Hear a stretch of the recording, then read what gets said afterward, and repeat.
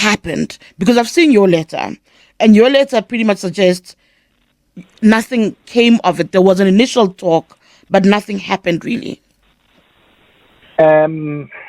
Let me start by saying the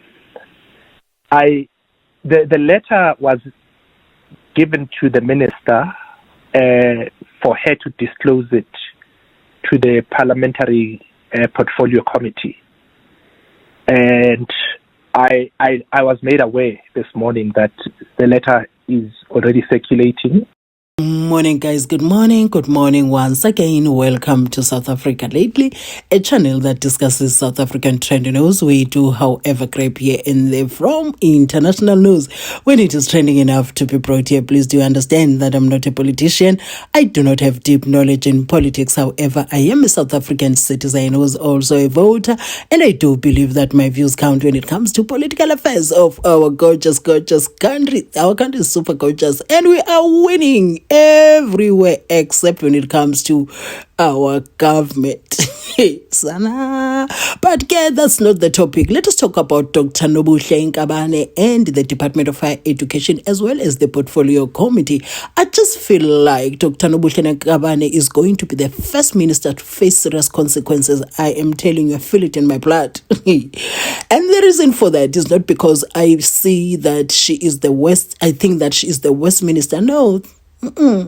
I'm not saying she's the best either. I'm just not taking any position in that. I'm just saying because of the department that she is leading.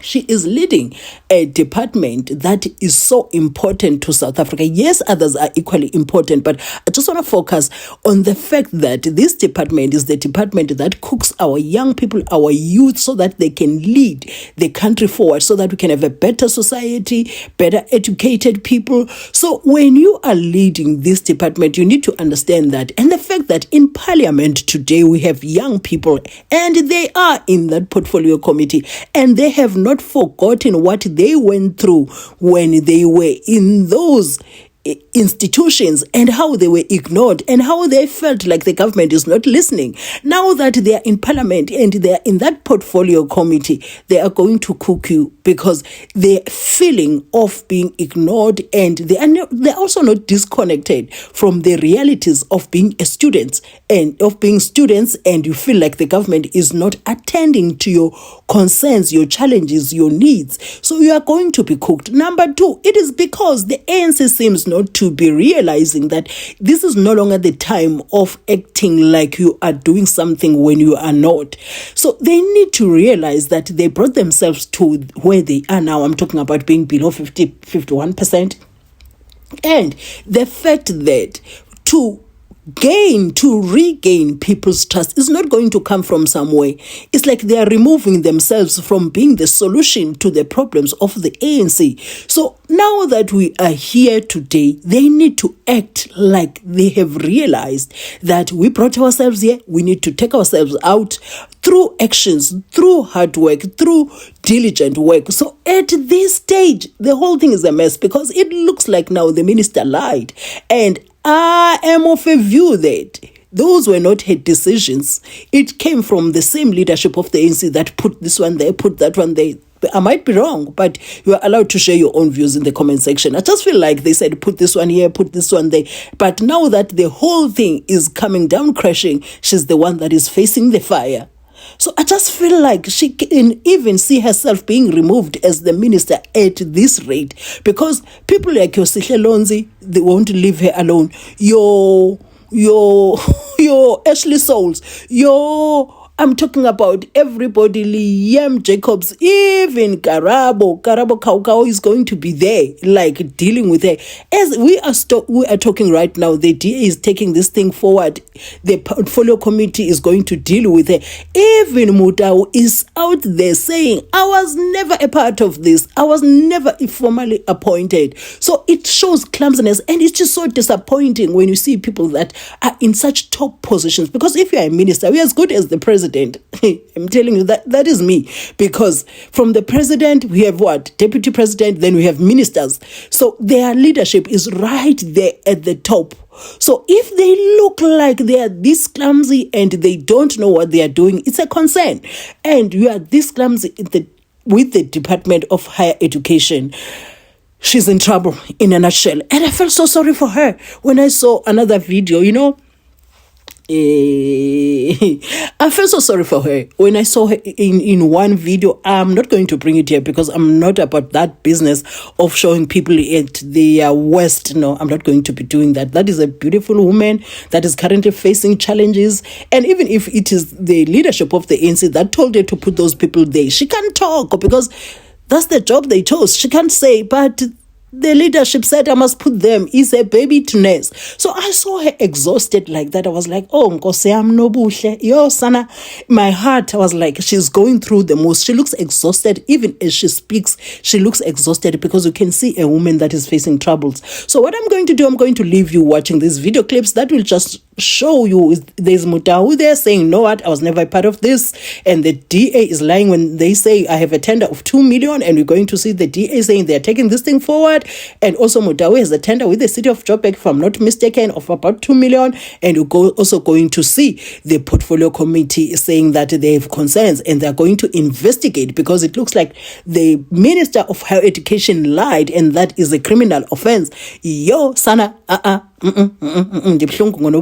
But anyway, guys, whatever your comments are, kindly leave them in the comment section and do have yourself a beautiful day. I'll be seeing you in my next video. Because I had raised it already. I had said yesterday that there's something about the panel. It isn't that the names on the panel are mostly people from the department. It is the inclusion of Advocate Mutau that I found interesting.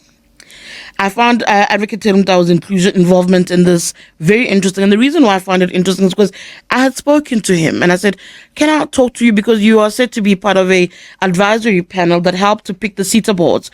Do you remember the issue with the CETA boards was people like Minister Gwede Mantashe's son was involved. You had former KZN Premier involved. You had people like Loyiso Masuku's and MMC in Joburg. In some of these boards, there were very popular NC-linked names that were part of those CETA boards. So that process was started over again. And now you hear about this advisory panel that she first didn't want to give Parliament. There was a long back and forth about the advisory panel. Once they got over that, she eventually, she also missed the deadline. She missed the deadline. Then she gets over that and then she makes a submission. People see the list, and we had, if you remember, Karaba Khachau, the spokesperson yesterday, complaining about how this list is problematic because you've got the people who are in the department. And that was the core of her problems. And I said, that's not my issue per se. I've got an issue with it, sure. But I have an issue with the name of Advocate Mutau's inclusion. I didn't fully understand it. So I thought, let's try reach out to him. And I did say to you yesterday that I wanted the advocate, but he wanted to wait on the committee before speaking to me. So today I went back to him and he said, actually, he can speak to us. He has written a letter. I saw also a letter that he had written to the minister about his appointment. Because from my understanding, Motau learned of his involvement via the media, that he was supposedly chairing this panel that didn't go properly. He joins me now on the line. Advocate Mutau, good morning. Welcome to 702. Thank you for joining us. Just to try and very quickly understand. So we hear there's an independent panel. We hear you're a part of it, but you don't attend meetings. That's what we're left with as members of the public. What actually happened? Because I've seen your letter, and your letter pretty much suggests nothing came of it. There was an initial talk, but nothing happened really. Let me start by saying the letter was given to the minister for her to disclose it to the parliamentary portfolio committee. And I was made aware this morning that the letter is already circulating, and spoke to the portfolio committee about the issue to say, this is already in the public domain, and can I then deal with it? And the permission was granted for me to deal with the issue. So in accordance with that, then I think let me start by saying the following. One, From the letter, you will see that the high watermark of this is that the minister had an intention to appoint me to chair this committee, the nominations committee. However, that was not finalized because I was not briefed by an attorney to undertake the task. And importantly, you will see from the sequence of events that my letter precedes the minister's statement. So in other words, when the minister wrote to the portfolio committee and said that I was the chairperson, she knew the true facts that I actually wasn't. So, and she also gave me a call before she issued that statement, in which I clarified to her. She said to me, people from her office tried to get hold of me. I said, no, nobody did. Nobody tried to call me. You can convene a meeting, Minister, and we can clarify that. Nobody contacted me. But in any event, for me to be formally engaged, an attorney must confirm my appointment, because as advocates, whether you're doing a matter pro amico, pro bono, or a paying brief, you can't be engaged without an attorney formally briefing you. And these are the facts that, as you would see from the letter, they are there, and I made it clear to the minister when she called me. But that despite, she still issued the statement in the terms that she did, which she ought to have known that I was not a part of the committee. And if you're not a part of the committee, it means you, as the supposed chair, who would not have convened the meetings, one. But secondly, nobody would have contacted you in arranging those meetings because you have not been formally appointed. And for clarity, go on. So I found out, like everyone else, about the outcome of the process, who were the nominees, etc. I didn't have any dealings with this process. Didn't see the documents. Didn't deal with the process. I don't even know who was appointed as part of the panel until I saw the names. And it became clear to me that it means the department decided to do it internally and not to go ahead with the panel as perhaps the minister independent as should positioned it. Yeah. But just for clarity's sake, yes, in the back and forth, you and her spoke, and you said, "But Minister, I'm not involved," and she still went ahead and put your name on a list that she submitted to Parliament, to the portfolio committee. Yes, because that's what I clarified to her. I said, Minister, you will see, because you already have this letter, I'm not going to ask you how you got it, but in the letter I state that the upshot of this, and that's in paragraph 6, you will see there that based on all these facts, you would know that the upshot of all of this is that you intended to appoint me to chair the committee, which intention never materialized. Now, if she has this on the 16th, before she issues a statement, and she has a discussion with me on the 17th, before releasing the statement, I don't know how you then go ahead and say, I chaired this but never attended the meetings. Because what remedies do you have? What recourse do you take on? Yes, you can go to the committee, but there's something my colleague Bongani Pingo just asked me now. You are seen as somebody who's credible. You are seen as somebody whose reputation is respected. You get mad in something like this, Advocate Mutau, to a point where the DA says, yeah, he's also conflicted. Terry Motau is in business with the City of Johannesburg's Shared Services Department, and Loyiso Masuku, the MMC, has been appointed to boards. Already that taints your name, those kind of connections and those kind of allegations. Loyiso Masuku has given me a response yesterday, but the allegations are out there. What do you then do? Because you've spoken to the minister, she went ahead. As it stands, if you and I had not spoken, I would view you in a particular light. No, I understand. Look, fortunately, we have these platforms to state the facts. I mean, I don't intend to do anything other than to state what the true facts are. And maybe while I'm at it, let me deal with this thing that you've raised. I'm not even sure that people know that all I do is I'm an advocate. I'm not a business person. I have no business. I don't run tenders. I don't even tender for state attorney work. I don't do quotations for briefs. I don't do profiles. I'm not that kind of a practitioner. So I can categorically tell you I have no business with Masuku or whoever. And the thing I'm doing now for the city of Joburg is I have been appointed to facilitate a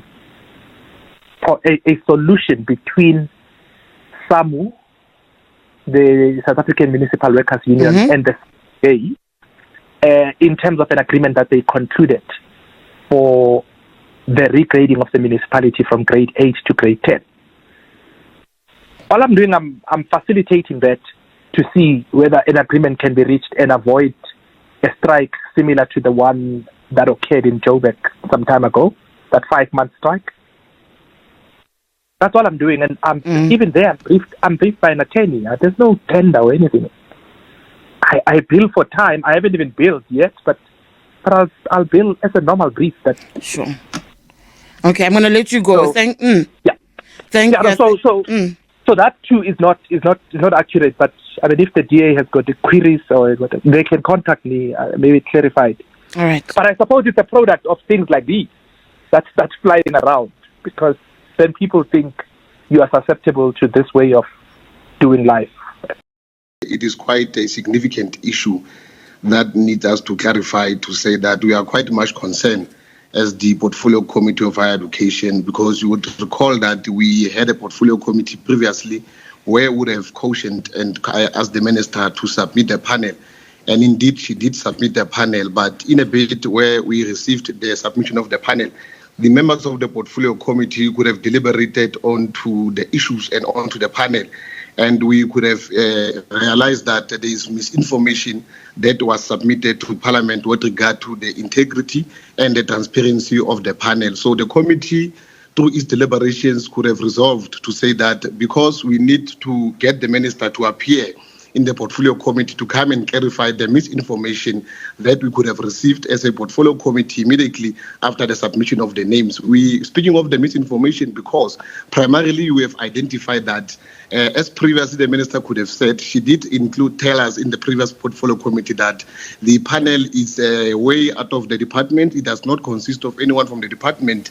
But upon receival of the panel's names, and then we realized that those people who are there are an extension to the Ministry of the department. So it became quite concerning and doubtful in terms of the transparency and the independency of the process that could have led to the appointment of the panel. So you would also recall that there was a concerning issue, like we could have said, of the chairpersons who was purported to could have chaired the panel, but the chairperson did write and say no. He did not share the session. So, we're raising all of this because Parliament expects us, as per Section 4, subsection 2, it expects us to be transparent and must give accountability and give feedback to the people. So we expect that the Minister must appear, and immediately when she has appeared, we will therefore compile a report and get findings, and therefore have a way forward in dealing with the issue. So it is quite significant and important that we take note that the Minister will appear, will bring a report, and the public must know, because we would not want to erode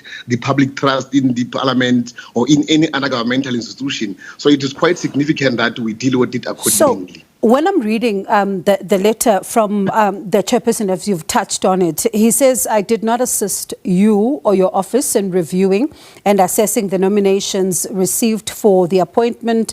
I did not participate in this process.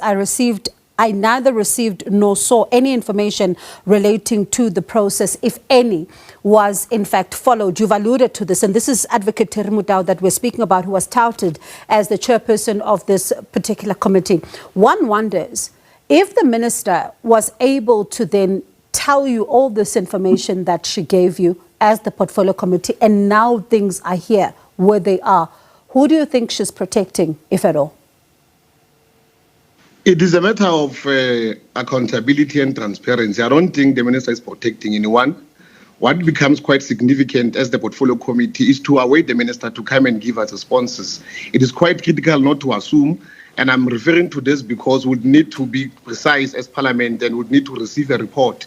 As it says in Parliament, we are privy to get a report from the executive or for any other official as per the parliamentary rules so that we are able to digest the issue. Like I've alluded also, we are going to have to first engage, deal with the report and deal with the findings and then tell the public on the issues. Hence, we have said we would have realized that we are doubting some information to the independency and transparency, but it's only fair if we get the minister, the deputy ministers and the DG to appear so that they can come and clarify all of the questions and then we can be able to have a report and inform the public about it. So what can you do then? And I ask this because when one reads the Zondo Commission's report, for example, Parliament came into sharp focus. Its lack of oversight as an institution came into sharp focus. Thus, now South Africans looking to see what will Parliament do if then it is found that the answers you get from the minister and her entourage are not satisfactory.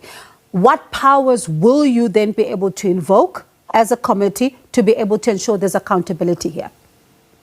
Well, Act 2004 of the Powers and Privilege of Parliament seeks to say that we are in position to summon, investigate the misleading statements, or either the person who's going to be summoned must be able to give a better response on a better version that seeks not to put him under the powers privilege. So it is quite significant that we'll apply the rules accordingly if we are going to find any misinformation. But if ever the minister is going to be able to give concrete and precise information, then we'll be able to go and give precise feedback to the public. Hence, I've made mention to say what becomes quite important is for the public and the South Africans to await the Parliament to meet the minister, deputy minister and the DG so that we are able to find the report and find everything that we have requested, and then immediately when we are done, we are going to be able to deal with the reports and give it to the public, and the public will know what we are going to take as Parliament as remedies or whatever that is going to be coming to the Parliament of South Africa. So we will rely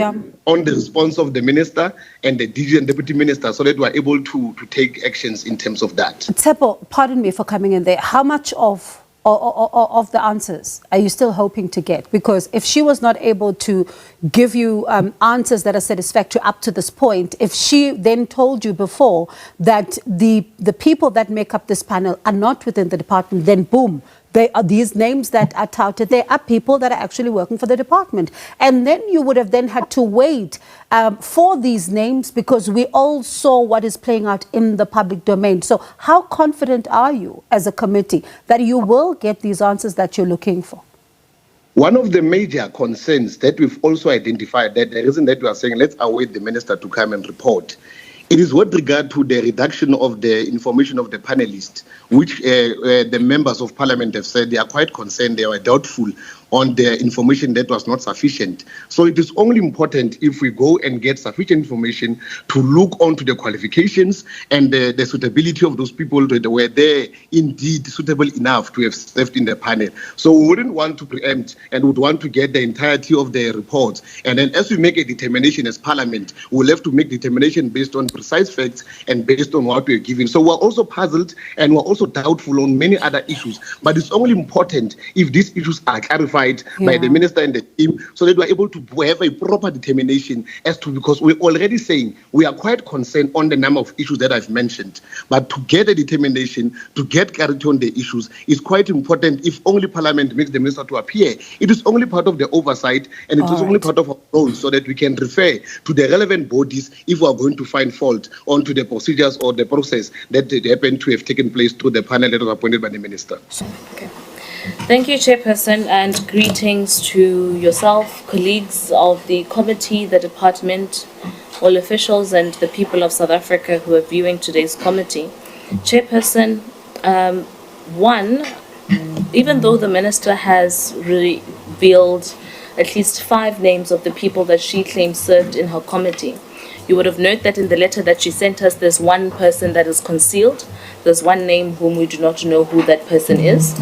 And simply the reason the minister states that that person is uncomfortable with them being known is ludicrous in my understanding, particularly because we've maintained the point, Chairperson, that it is not up to the Minister and whoever her Casper the Ghost is to decide whether or not they're going to comply with the requests of Parliament or not. It is up to Parliament to dictate those terms, and therefore, although you said that we don't have to go through a summons process, I want to move and urge the committee to consider the following action steps, Chair.